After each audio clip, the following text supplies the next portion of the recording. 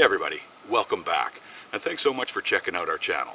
I'm Tori Clark, and this is my beautiful little dog. We have another mixed bag for you today. And at the end, we're going to actually make a wild forage salad on the 6th of April. Can you believe it? So come for a walk with me and see what we can see and eat. Pretty amazing, this beautiful red-belted conch. You can see that originally the pore surface was here because the tree was upright, but after it fell over, because it's being rotted away from the inside out, the conch has reoriented itself so that the spore surface is facing downward. Pretty neat.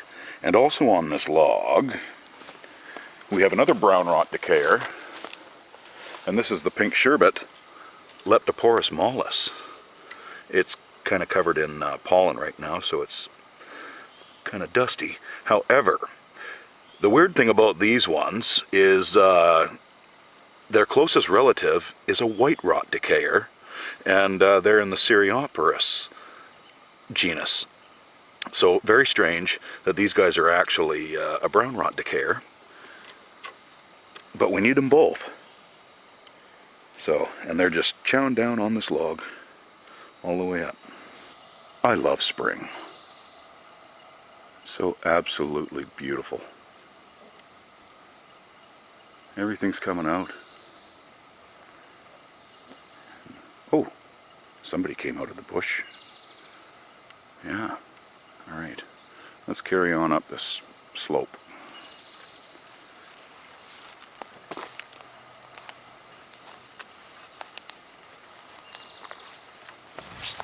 There's many species of horsetail, and this is the marsh horsetail, Equisetum palustre.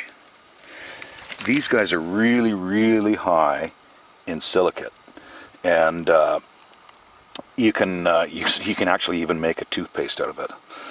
In ancient Japan, the carpenters used it as their final sanding process.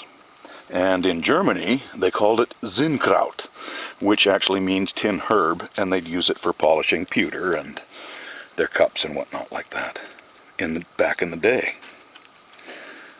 Very cool. They're full of oxalates, so you've got to keep your intake limited, because those can build up in your system and mess up your kidneys, or at least your kidney function anyways. But it is seasonal, so you only have a few months to harvest, and during that time, as long as you don't go crazy on it, you're probably okay. Okay, moving on. So in amongst this sword fern and these vanilla leaf, we have the bracken fern. This is Pteridium aquilinum. This is the bad boy. When you look at them, as they're fiddleheads, they look like a curled up eagle talon. If you can make that out. It's pretty neat. They're everywhere. I'm just going to pop one on. Bring it in closer. There you go. So it kind of looks like a curled up eagle talon. These guys, so I guess in Korea they're very popular foraging item.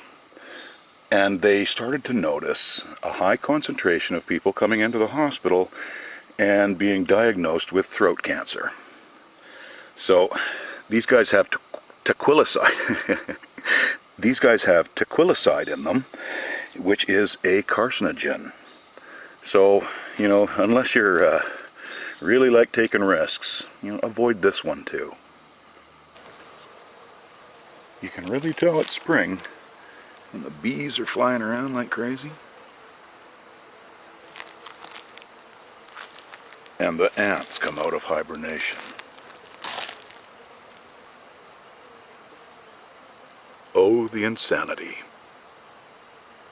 These guys bite too. And I'm right in their path, so I'm going to actually scooch before I get bitten myself. As we were walking along, following deer trail here, I happened to look up and spotted these mushrooms on this Douglas fir stump. And upon closer inspection, pretty beautiful, sitting in the sunshine here. These are Xeromphalina campanella, And these are the ones that hang out on the fur, and they will completely devour and completely cover this stump. They grow in big, big bunches. It does have a cousin that lives on hardwood, and that is Xeromphalina kaufmannii. But these guys have, okay, let's see here. They've got a very, very dark stipe to them. I'll try and get out of the sun here and get it focused. And you can see that the gills are decurrent, and they start going down the stipe here. And here's one of the things that are very indicative of the Xeromphalina, is if you look at the gills, they have little cross members in them, and I'm not sure if this camera's picking them up. But that's one of the traits for the Xeromphalina genus, is to have these little cross members. You can kind of see them there. Yeah, there we go.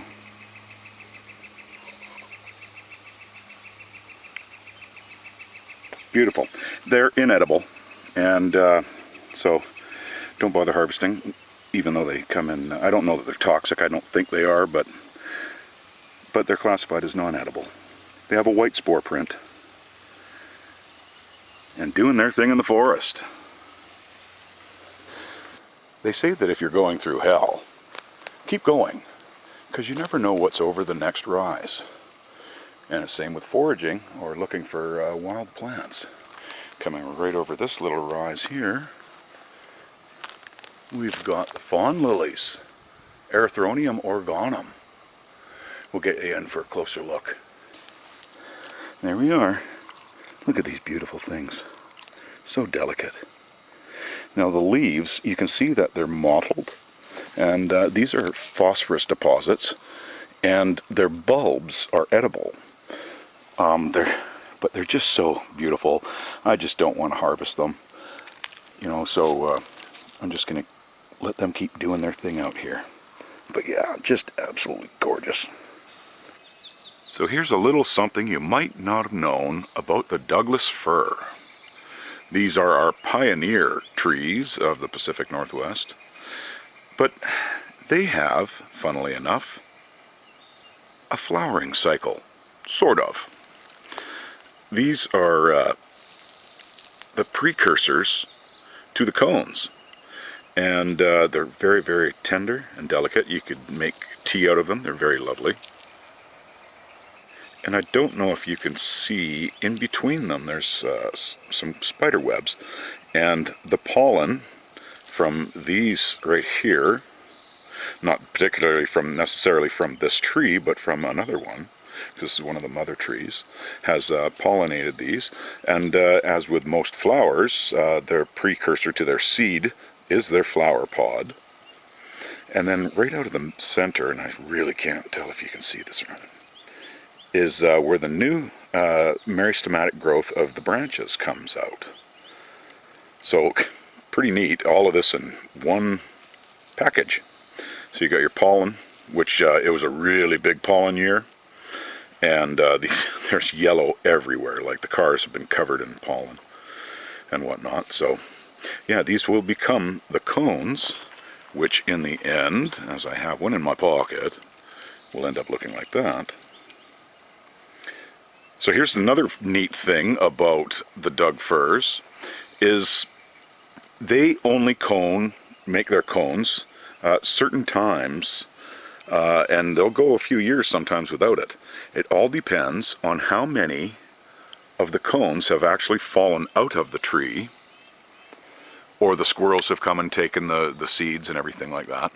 So if there's a bunch of cones left on the tree from the year prior, they won't form many flowers, or sort of flowers, pseudo flowers as it were. But this year there's been hardly any cones left, and so it's time to make some new ones. And they'll stick on the tree for quite a while. There's actually a few that are hanging on here still. Very interesting.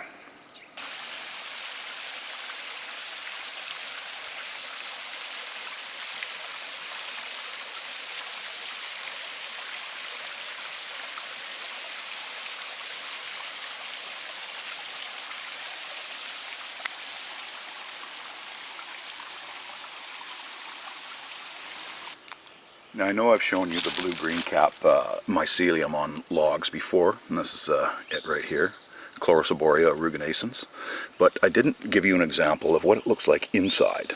So I'm just going to peel off just a little bit. Look at that. You can see why woodworkers want to use this stuff.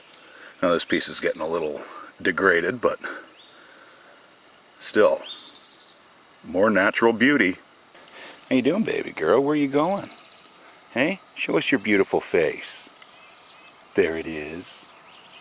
So I've cleared all this area of these blackberries. The Himalayan blackberries, Rubus armeniacus.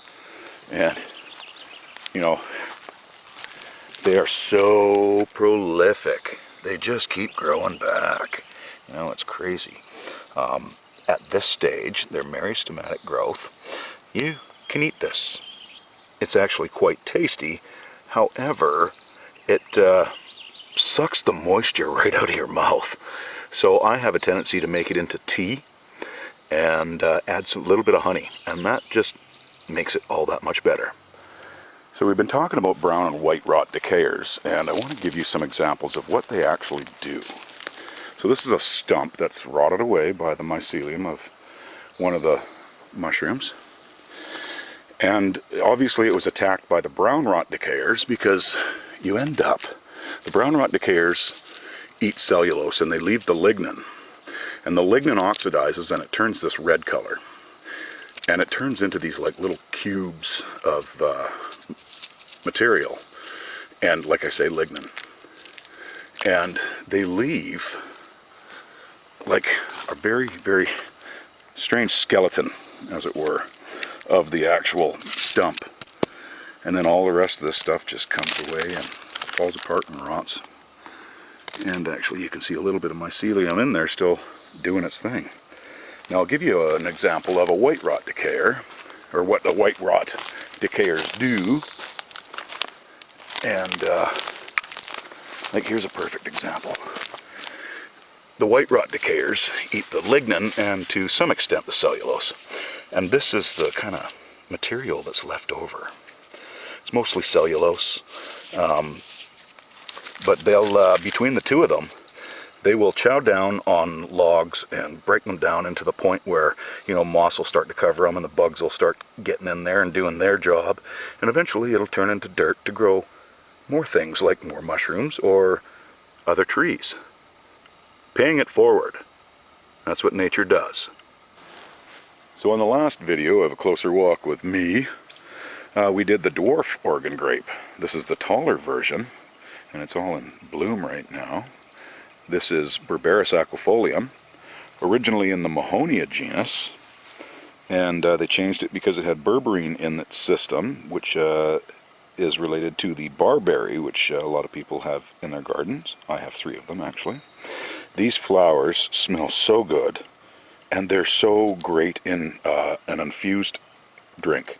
So I put them in water and let them soak overnight, and then I'll go to my soda stream and add some bubbly water. It's awesome. It's coming up on this fallen birch. I'm not sure if it's a black birch or a river birch, but I believe these are the white cheese conch. Now they start out kind of fuzzy on the top, and they will get smoother, and they'll kind of go brown on the top, and they've got a little bit of girth, a lot more than say the Trametes versicolor, the turkey tail, and they have a pore surface on the underside, and they're very soft and fleshy. But there's their pore surface, very much like a lot of the other conchs. And interesting smell, but I'm not quite sure. And they love hardwoods, but they really love birch. And they don't care if it's river birch, paper birch, yellow birch, black birch, everywhere birch. It's all the same to them. And they will devour the inside of this log and leave a hollowed out husk, as it were. A bushcraft tip of the day. Any kind of birch you come across and you're out in the bush and everything's wet and you can't get a fire lit, birch bark has a lot of resins in it, and they are wonderful fire starters. And this is our first stop on the foraging train. So what we've got here is miner's lettuce, Claytonia perfoliata. This stuff is, and they call it perfoliata because it's got the one leaf, and it's kind of like a satellite dish. And then the little flower sneaks out through the middle. Very, very dainty, dainty, dainty. But very tasty, full of calcium, iron, all the good stuff. And growing in amongst it all, it's funny because it's just everywhere. We have, first of all, they call it, some people call it sticky willy. This is gallium aperine, and also known as the cleaver. And they'll get these little seed that they're hitchhiker seeds, and they've got little spikes on them, and they'll stick onto your clothes. And their leaves have those same little hairs. As you can see, they just grip on. Pretty cool. Because of those hairs, they're not really palatable unless you boil them, or just, blanch them, I should say. And then they're good to go. And I've made these into soup with stinging nettle, creamy stinging nettle, and cleaver soup. It was delicious. And then what else have we got here? Oh, I think we've got a little bit of chickweed. And here it is here. This is Stellaria media. It has a very similar flower to the miner's lettuce. And this is very, very tasty. It's full of iron and calcium and vitamin A and vitamin C and all the good stuff for you. This is one way of identifying it is it's got a really like a little mohawk in between each segment, and it runs down the stem, and once it reaches a segment, it spins, and sometimes it's 90 degrees, sometimes it's 45, and so it's opposite all the way down. And I don't know if the camera's going to pick this up. And it took me a minute to adjust, but you can see that little fine mohawk running right down the stem, and you see it's not present on that side once it reaches there. And we'll see where it's going to show up. Oh, look at that. There it is. The opposite side. Very cool.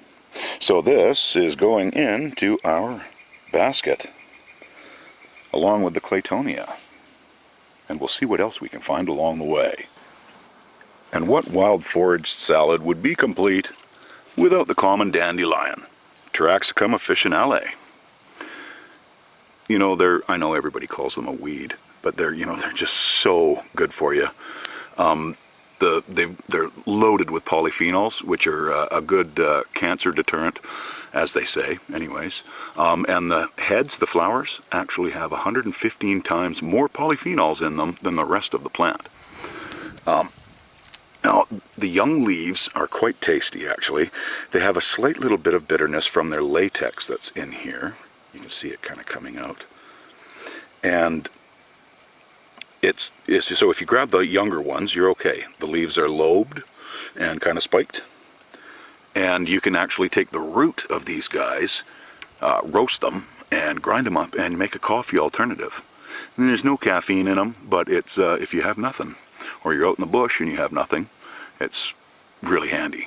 Now this actually came over with the settlers, because before they came here they didn't know what plants were edible here, and they knew everything about the dandelion was. So they brought it along, and here we are. All of North America has them. So those will go into our salad as well. And hey, why not lay down in a field of daisies? These are the field daisies, Bellis perennis. They everything about them is edible. The leaf, the flower petals, the roots, the stem. But the roots are just really fine and fibrous and really not worth it. Their name came from day's eye. So in the daytime they open up, and this is morning, so they're not quite all open yet. And we're going to harvest some of the leaves. And in amongst all of these, it's quite crazy. These are the purple monster. They're everywhere. Lamium purpureum. They are part of the mint family, and you'll see, I don't know if you can make this out, they have a square stalk, And little tiny purple flowers.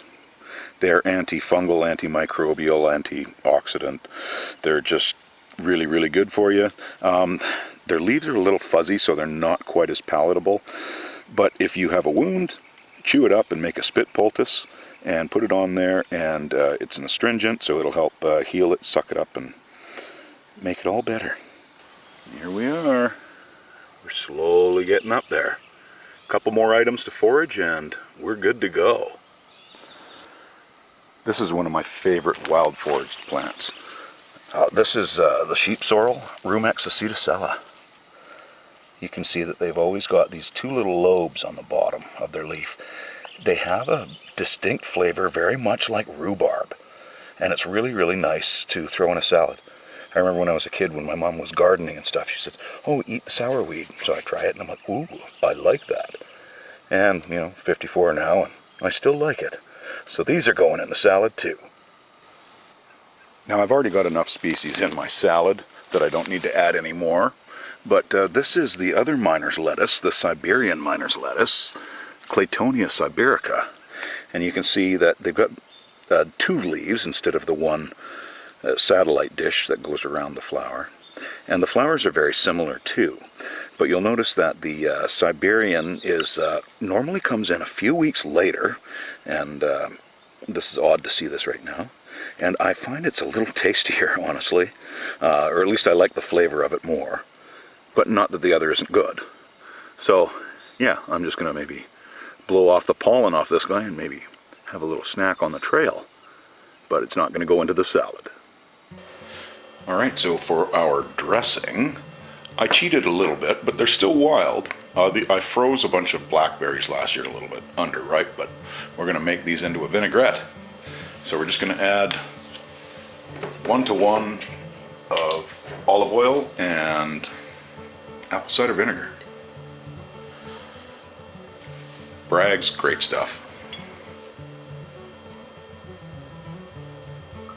And we're just going to mash these guys up and make them into, oh, look at the juices coming out of them. Actually, when you freeze wild blackberries, the Himalayans and the cut leaf, the same as the trailing, the Rubus ursinus, it really brings out the juices in them. So if you're going to make jams and whatnot, freeze them first. You'll be surprised. This will be great. I'll get this done up and I'll stick it in the fridge to get it cold and infuse into itself. And because there is so much pollen out there, we really have to wash these. And besides, you want to anyways, because there are bugs. So we've got these I wanted to keep these a little bit separate because they look in fact a lot like the sheep sorrel leaves. So either way, I'm going to leave the flowers out because I'm just taking the petals off of those. I'll rinse them separately. And then we've got our chickweed. Oh, look at that. Beautiful. And there's some chickweed there and some dandelion leaf. Dandelion leaves. They wilted a little bit. They've been in the fridge for about an hour and a half. And then the miner's lettuce. We got the miner's lettuce. Put that all done up in there. And I threw in, just because it's really good, it's just vetch. You'll find it growing in your garden or in your walkway. All of the above. And we are going to throw in some of the petals. Do not throw in the stamens, they're quite bitter. So just throw in the yellow. And just because they are microgreens and they are tiny, I'm going to add a little substance. But just a little.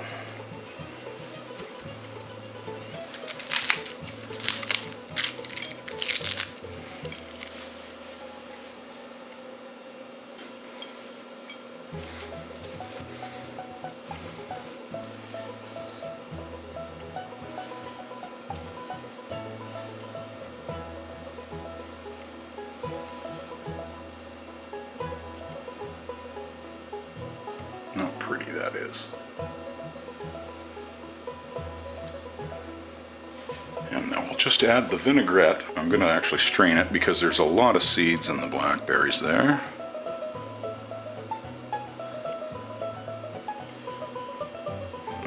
Ho, ho, ho, ho. I haven't had a salad in so long. I got a wild forage salad in so long. This is so great. Yeah, I think that's about enough dressing. And there we have it, my friends. Wild forage microgreen salad. If you enjoyed what you saw, please like and subscribe. And until next time, eat well, my friends.